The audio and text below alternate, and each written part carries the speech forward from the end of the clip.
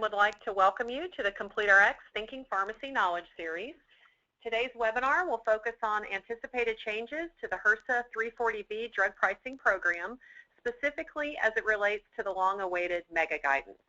The webinar is scheduled to last approximately 30 minutes with a Q&A immediately following, and all participants will be on mute, so we'll answer questions at the conclusion of the presentation.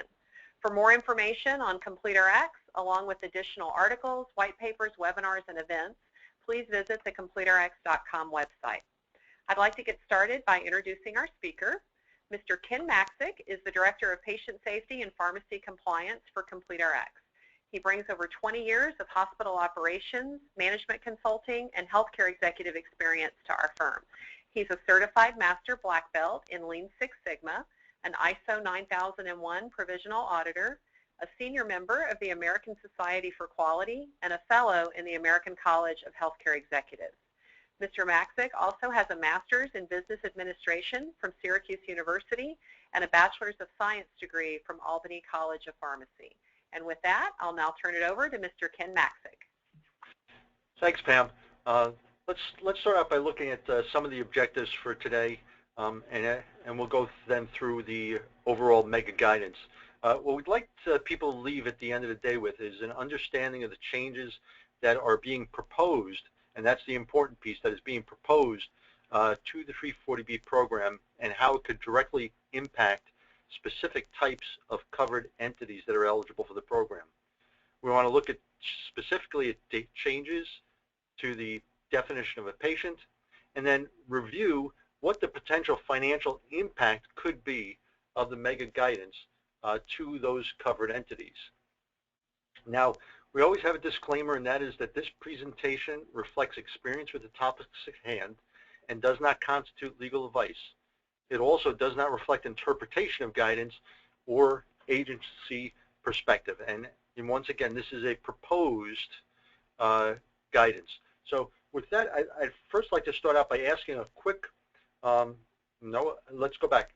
So anyway, what happens here? Well, the Health Resources and Services Administration on August 28th, 2015, released through the Federal Register the long-awaited so-called mega guidance. And we've been waiting for this for a number of years, and I'm sure everybody's heard that they're going to release it, they're going to release it.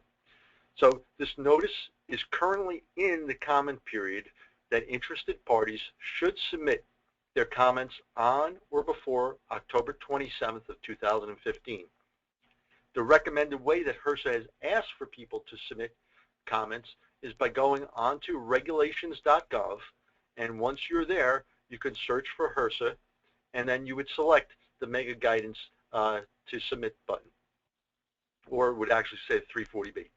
You can also send an email to 340B guideline at HRSA.gov, or some people may even care to use the U.S. Postal Service and can send a notice directly with the address that's listed for Commander Pedley.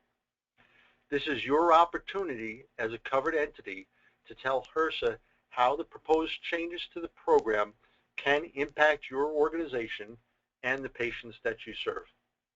So with this, let's go on and let's just do a quick polling question to see how the current regulations are impacting your organization. And I'll give you just a minute to respond.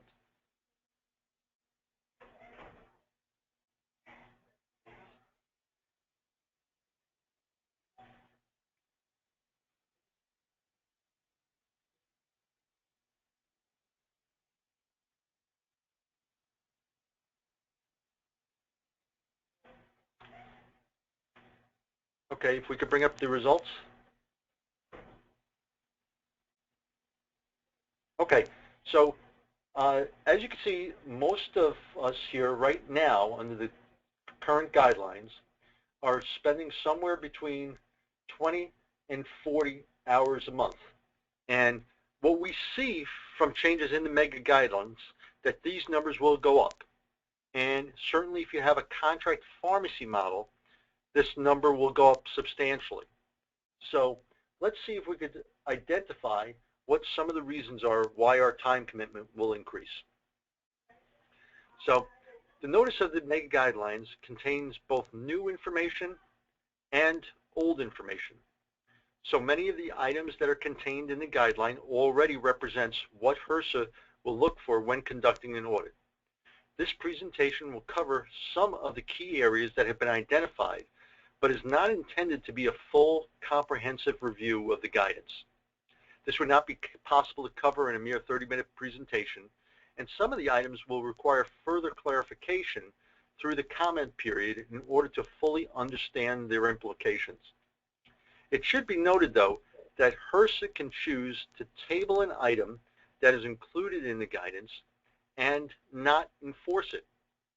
We will sort of be in a hurry up and wait situation, if you will, because we know that comments need to be submitted to HRSA, as stated previously, by October 27th. However, after that, there's not a standard time frame for HRSA to begin to enforce the guidance. So let's start looking at the first section, which is that of the GPO prohibition. This is part of the 340B program for disproportionate share hospitals, children's hospitals, freestanding cancer hospitals. The prohibition is that these covered entities do not obtain covered outpatient drugs through a group purchasing organization or other group purchasing arrangement, and Apexis is excluded as a contractor to OPA from this clause. So you may ask, what is a covered outpatient drug? Well, that is defined under the Social Security Act, and the reference here is included for completeness. And as you could imagine, 340B is for covered outpatient medications. This prohibition does not apply to inpatient medications. This is an important clarification for some covered entities, and we'll discuss that in just 1 second. So, what is included as part of the guidance related to the GPO prohibition? Well, that is that if a medication is provided as part of a bundled payment, it does not meet the definition of a covered outpatient drug, and therefore you would be able to use the drug purchased under the GPO contract. They have also added 2 other exclusions. The first, when you have a patient that was an inpatient and their status was changed by a third-party insurer, or when you cannot access drugs because of a drug shortage. In both of those cases, as long as you have appropriate documentation in place and you are maintaining auditable records, you would be able to use a GPO medication, and you would not be found to be in violation of the program for using a GPO medication in that circumstance. So they've added a couple of exclusions, both of which are really beyond the control of the covered entity. Certainly if a third-party insurer changes the status of the patient from inpatient to outpatient after discharge, the covered entity could not do anything. And the other piece that they said is, look, we don't want to stop patients from getting medications. So if you're unable to get a medication either on the 340B contract or under your WAC account, then yes, you can get it off of the GPO contract, and we will not find you to be in violation of the GPO prohibition. Once again, documentation here is going to be key because you're going to have to be able to defend your position. The next area we want to look at is the clarification that has occurred under patient eligibility. And here we've moved from a 3-part definition to a 6-part definition, and we'll discuss those on the next slides. However, note that the definition states that eligibility is considered on a prescription-by-prescription or order-by-order basis, and the criteria need to be met that are in the 6 definitions. So let's take a quick look at those 6 definitions. Okay, so here are the definitions. Number 1, and HHS interprets the statute such that a 340B eligible patients receive a healthcare service from the covered entity. A covered entity is one that is listed on the Office of Pharmacy Affairs database. And the second piece to this is that the covered entity is medically responsible for the care provided to the patient. Number 3 looks at and says this goes back to the statement of qualification, looking at the items on an order-by-order basis. So the care that you're providing or the prescription must be related to what your care is based off of their assessment that was done by the covered entity. Let's go and let's do a couple of scenarios that could potentially occur. An individual who sees a physician in his or her private practice, which is not listed on the public 340B database or any other non-340B registered child site of a covered entity, even as a follow-up to care at a registered site, would not be eligible to receive 340B drugs for the services provided at these non-340B sites. An individual also will not be considered a patient of the covered entity if the individual's health care is provided by another healthcare organization that has an affiliation arrangement with the covered entity, even if the covered entity has access to the affiliated organization's records. The next definition, which is on the number 4, we'll skip right now because we don't have too many that are involved in the federal grant or project designation, so we'll just go on to looking at the 5th definition. An individual cannot be considered a patient of the entity furnishing outpatient drugs if his or her care is classified as inpatient. And that goes back to what we were talking about previously in saying that this is a program that was built for outpatient medications. So what are the implications of this?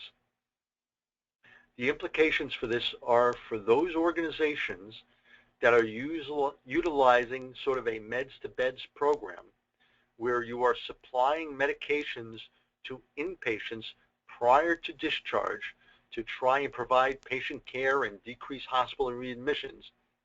You would no longer be able to use 340B medications for this patient population. In addition, if their status was inpatient and you had a contract pharmacy arrangement, those medications would also not be eligible to be used as part of the contract pharmacy arrangement. Number 6 is looking at an individual will be considered a patient of the entity furnishing outpatient drugs if his or her care is classified as inpatient. So number 6 goes back, and individuals will be classified a patient if his established relationship such that the covered entity maintains auditable healthcare records that demonstrate the covered entity has a provider-patient relationship.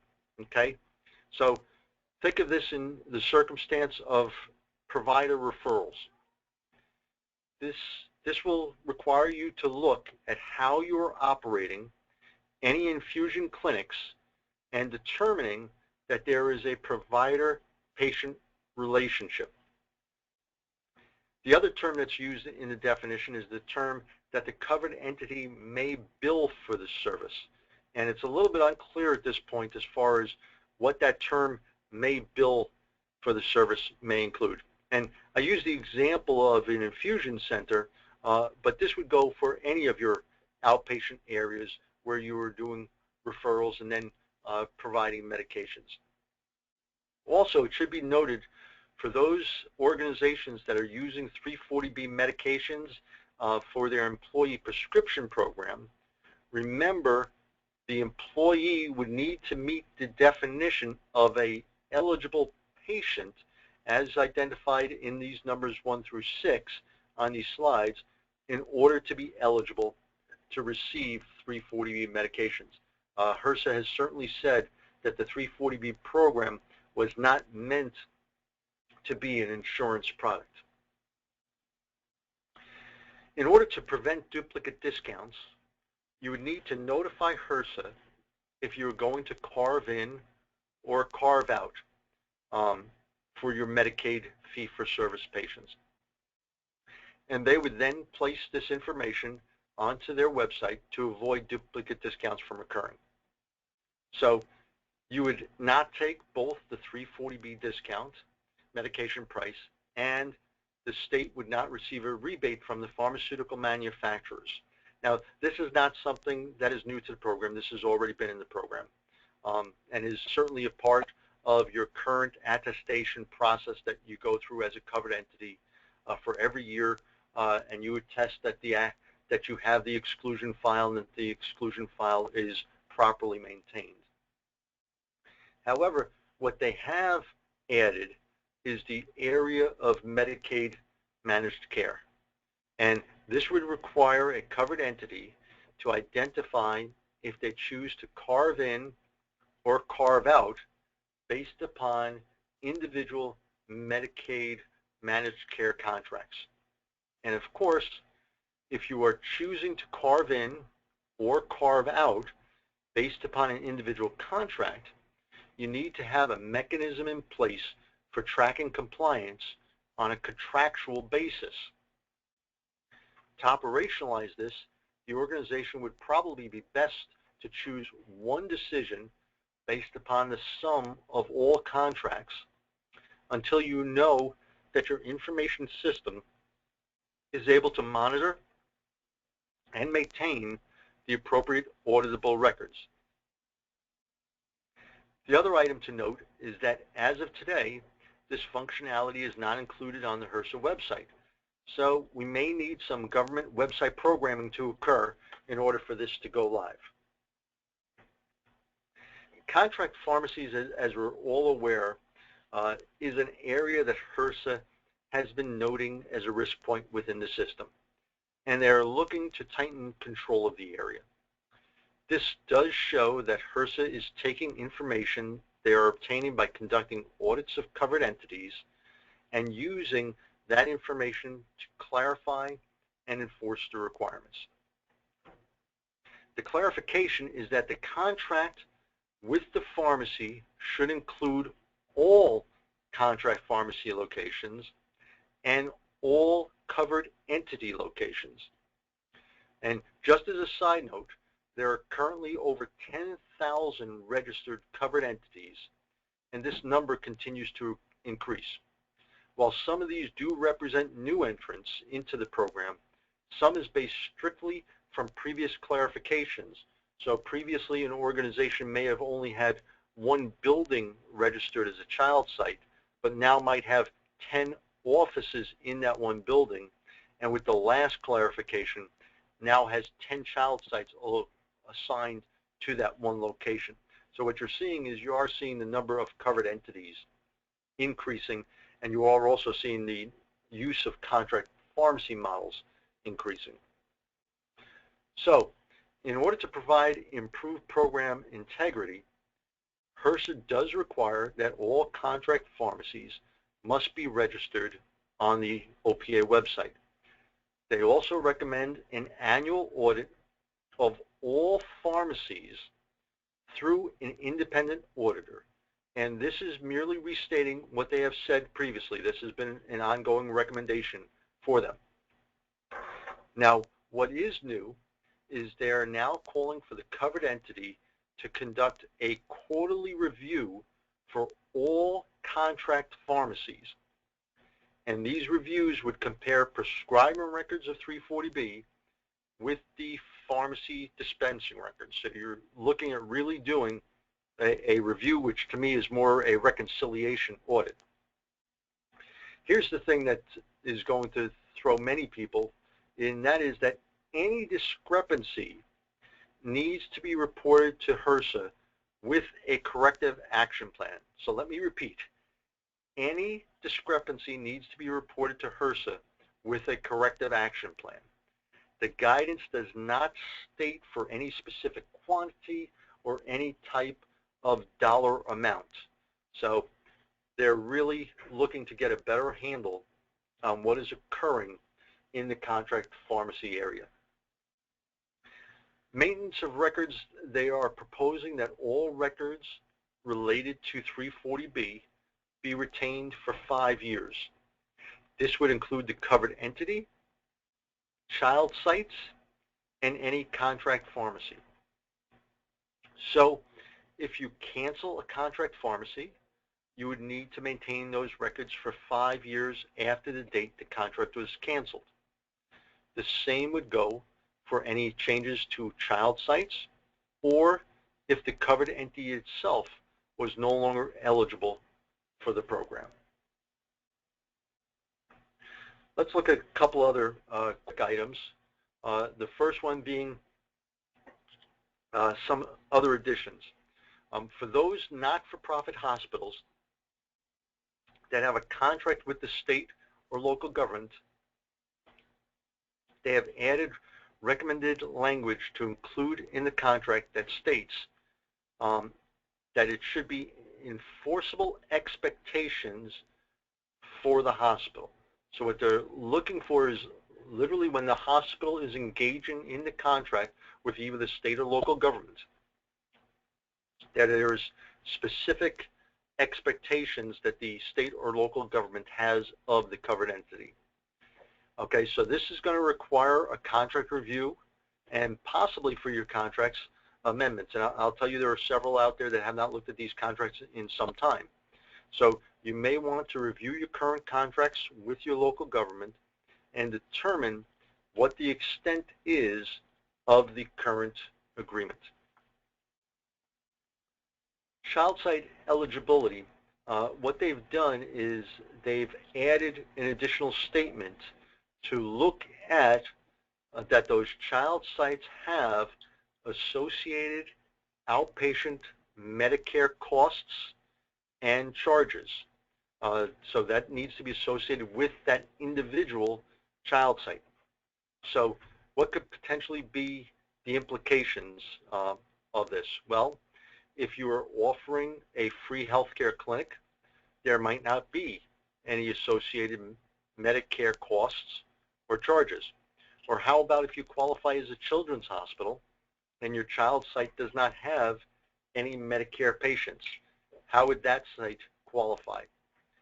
And HRSA is looking for comments to be made by various covered entities to see how they can implement this. So what's going to happen is this is going to be another area to track the ongoing comments and then see what the final interpretation is going to be and what they later on decide to go with. And that's the part that I do want to make clear here, as I've probably said a couple times already, that these are proposed guidelines and that HRSA will review and will post all of the comments that have been made relative to this so-called mega guidance. So it's interesting because I've been working with 340B covered entities for quite some time now. And when I started working with covered entities in the 340B program, I was able to implement and monitor the program with the use of a basic spreadsheet. Now, I wouldn't even attempt it without computer software, some of which for the mixed-use setting can run as much as $5,000 a month. Then, if you have a contract pharmacy model, you require additional software and can be paying, as I've seen in some contracts, anywhere up to $30 per dispensing fee. On the personnel side, I have seen more time and knowledge required of purchasing agents who now spend between 20 and 40 hours a month operating the software and making manual corrections. Plus, we have information technology support and the need for hiring third-party auditors. Well, this mega guidance continues the evolution to making the program more complex and time-consuming, with the increased proposed requirement to include Medicaid managed care and quarterly audits of contract pharmacies. You will see an increased demand on information technology and personnel, all at the same time that savings is being reduced by the changes to the patient definition and then basic patient eligibility. We looked at some of our clients that are small community hospitals, and based upon our estimates, they are now seeing the overhead cost for this program as being the equivalent of about 10% of what their overall 340B savings are. And if you remember, we started this program by showing you what the intent is of the 340B program. And the intent of the program was to stretch scarce federal resources as far as possible, reaching more eligible patients and providing more comprehensive services. And so now here we are, where almost 10% of the savings look like it's going to be going towards administrative burden. And with that, we should have a few minutes remaining if there are any questions. All right, so before Ken starts answering questions, we want to thank you all for your participation today. The presentation will be emailed out to all attendees. The webinar with audio will be uploaded to the Knowledge Series section of the CompleteRx website, where you can download it at your convenience. And with that, we'll take any questions for Ken.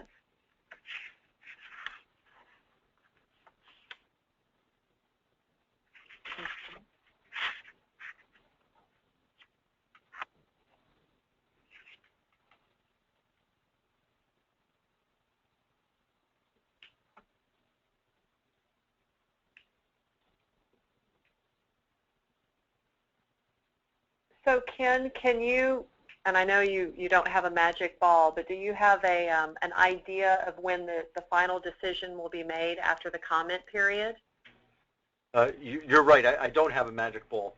I would think, and it's really just my thought, that some of the areas that they have full agreement on, I would not be surprised to see those begin to be implemented about the second quarter of 2016. But it appears as if they don't have to actually implement the entire piece all at one point in time. So where they've asked specifically in their document for people to comment and give them ideas on how they can implement it, that to me would lead them to believe that could take more time. Remember, there are still some pieces of the guidance that HRSA came out with in 2010 that currently are not implemented, and with this new guidance probably never will be. So that's about the best my crystal ball could do. Okay, and then what sort of 340B audit structure does HRSA have to conduct more extensive audits? Well, they've asked the federal government for more money, and they are hiring more auditors. And as you look at it, you could see that they really are ramping up their audits over the past couple of years. For those of us who have been working in 340B for some time, you would see that they started out with only conducting about 40 audits in the first year. They set a target of hitting 200 audits in year 2, and that never quite reached the area. So now they're starting to audit more frequently. But I will tell you the thing that is nice that I see occurring, even though I'm not in full agreement certainly with a lot of things that are in this mega guidance, you could see that they have tried to take some of the areas where their surveyors have gone to 340B clients and seen actually in real life how 340B was being implemented at covered entities. And they've really tried to answer some of the questions that were raised with those audits. And I think that's really where we're getting the idea that they want to crack down more on contract pharmacies, because they saw that was an area where they were citing many facilities. That's where I think they added the additional definitions of patient eligibility, because they saw that there was still some ambiguity in there. So I think that's really where that is coming from. Okay, thank you, Ken. It does appear that this will be much more restrictive in terms of eligibility. And so what are the projections for the cost savings? You alluded to the fact that just the administrative burden is going to be 10% or higher, but in terms of total cost savings, what should covered entities expect with it, I guess, decreasing based off of what we've seen today? Well, it depends on how you're implementing it. So I have seen number projections anywhere from 30 to 50%. And part of that goes based off of the type of covered entity you are, and also based on your use of contract services. So if you are a small critical access hospital, that the bulk of your 340B savings was coming because you were providing discharge medications in your contract pharmacy model, based on these new guidelines, as a covered entity, you have now lost the entire ability to do that.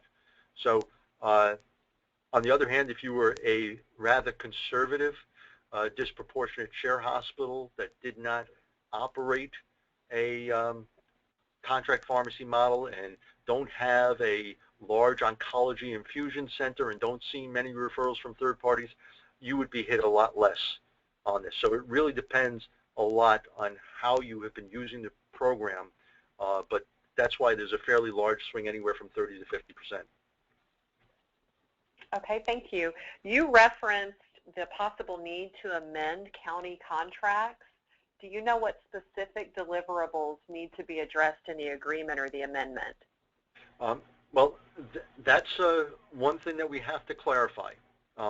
What they have said is that you have to say how the hospital is going to be covered. And remember, the contract that I'm talking about there is your very original contract that you signed with your county official or your local government official, whoever it was, for your to get enrolled into the 340B program. And the terms that they have used in the proposed guidance is that there needs to be enforceable expectations for the hospital.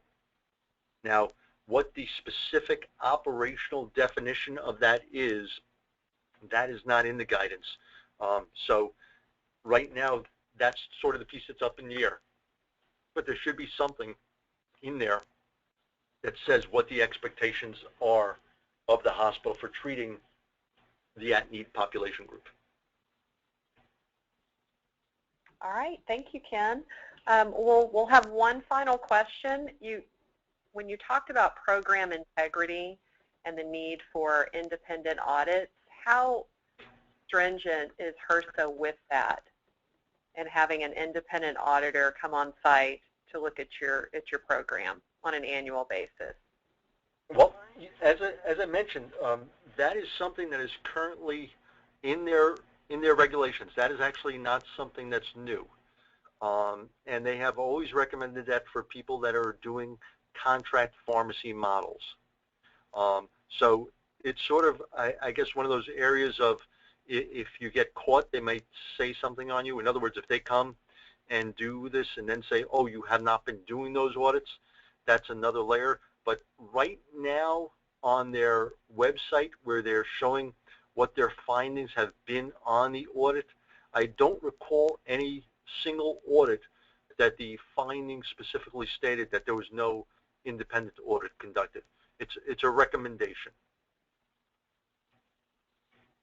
Okay, thank you. Well, with that concludes our webinar for today. Everyone have a wonderful afternoon. If you have additional questions, please don't hesitate to email to knowledge series@CompleteRx, and we'll follow up with answers. Thank you very much.